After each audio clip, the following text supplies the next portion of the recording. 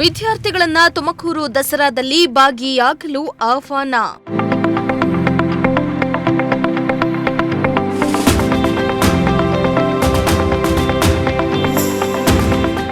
ಉಪನ್ಯಾಸಕರ ಕೊರತೆಯನ್ನ ಪರಿಹರಿಸುವುದಾಗಿ ಭರವಸೆ.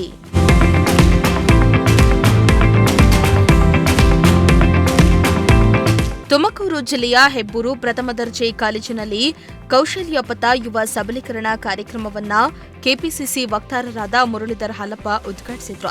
ಇನ್ನು ಈ ವೇಳೆ ಕಾರ್ಯಕ್ರಮದಲ್ಲಿ ಭಾಗಿಯಾಗಿದ್ದ ಸಿಎಸ್ಪುರ ಹಾಗೂ ಹೆಬ್ಬೂರು ಸರ್ಕಾರಿ ಪ್ರಥಮ ಕಾಲೇಜು ವಿದ್ಯಾರ್ಥಿಗಳನ್ನು ತುಮಕೂರು ದಸರಾ ಕಾರ್ಯಕ್ರಮಕ್ಕೆ ಭಾಗಿಯಾಗಲು ಆಹ್ವಾನ ನೀಡಲಾಯಿತು. ಈ ವೇಳೆ ಕೆಪಿಸಿಸಿ ವಕ್ತಾರ ಮುರಳೀಧರ್ ಹಾಲಪ್ಪ ವಿದ್ಯಾರ್ಥಿಗಳೊಂದಿಗೆ ಸಂವಾದವನ್ನ ನಡೆಸಿದರು. ಇನ್ನು ಈ ವೇಳೆ ವಿದ್ಯಾರ್ಥಿಗಳಿಗೆ ಚರ್ಚಾ ಸ್ಪರ್ಧೆಯನ್ನ ಆಯೋಜನೆ ಮಾಡಲಾಗಿದ್ದು, ಚರ್ಚಾ ಸ್ಪರ್ಧೆಯಲ್ಲಿ ವಿಜೇತರಾದ ವಿದ್ಯಾರ್ಥಿಗಳಿಗೆ ಬಹುಮಾನವನ್ನ ವಿತರಣೆ ಮಾಡಲಾಯಿತು.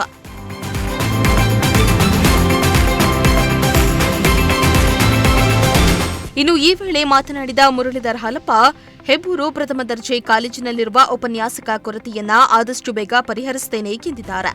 ಅಲ್ಲದೆ ತುಮಕೂರು ಎಚ್ಎಎಲ್ ಕಾರ್ಖಾನೆಗೆ 5,000 ನೌಕರರ ಅಗತ್ಯ ಇದೆ. ತುಮಕೂರು ಜಿಲ್ಲೆಯ ವಿದ್ಯಾರ್ಥಿಗಳಿಗೆ ಮೊದಲ ಆದ್ಯತೆಯನ್ನ ಎಚ್ಎಎಲ್ ನೀಡುವುದರಿಂದ ಅಭ್ಯರ್ಥಿಗಳು ಉದ್ಯೋಗ ವಿನಿಮಯ ಕೇಂದ್ರದ ಹೆಸರು ನೋಂದಣಿ ಮಾಡಬಹುದೆಂದು ಹೇಳಿದ್ದಾರೆ. ಟಾಯ್ಲೆಟ್ದು, ನೀರಿಂದು, ಕಾಂಪೌಂಡ್ದು, ಕಟ್ಟಡ ದುರಸ್ತಿದು, ಒಳ್ಳೆ ಸ್ಪೋರ್ಟ್ಸ್ ಬಂದಿದ್ದಾರೆ.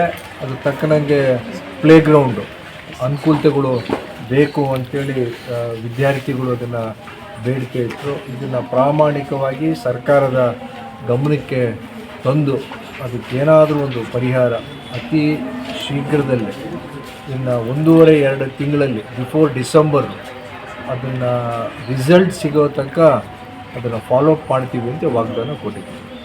ಇನ್ನು ಕಾರ್ಯಕ್ರಮದಲ್ಲಿ ಮಾತನಾಡಿದ ಸಿಎಸ್ಪುರ ಪ್ರಾಂಶುಪಾಲರಾದ ಮೈಕ್ರೋ ಫೈನಾನ್ಸ್ ಹಾವಳಿಯಿಂದ ಗಂಡು ಮಕ್ಕಳಿಗೆ ವಿದ್ಯಾಭ್ಯಾಸ ಮಾಡಲು ಆಗ್ತಾ ಇಲ್ಲ ಎಂದು ಕಳವಳವನ್ನ ವ್ಯಕ್ತಪಡಿಸಿದ್ರು. ಇನ್ನು ಕಾರ್ಯಕ್ರಮದಲ್ಲಿ ಪ್ರಾಂಶುಪಾಲರಾದ ಪ್ರೊಫೆಸರ್ ಡಿ ಕೃಷ್ಣ, ಉಪನ್ಯಾಸಕರಾದ doctor N Govindaraju, professor Madhusudan, professor Mohan Kumar, doctor Shivaraj, doctor Dinesh Kumar, doctor Nagaraj, professor Jagadish, doctor Anant Kumar ಸೇರಿ ಹಲವರು ಉಪಸ್ಥಿತರಿದ್ದರು.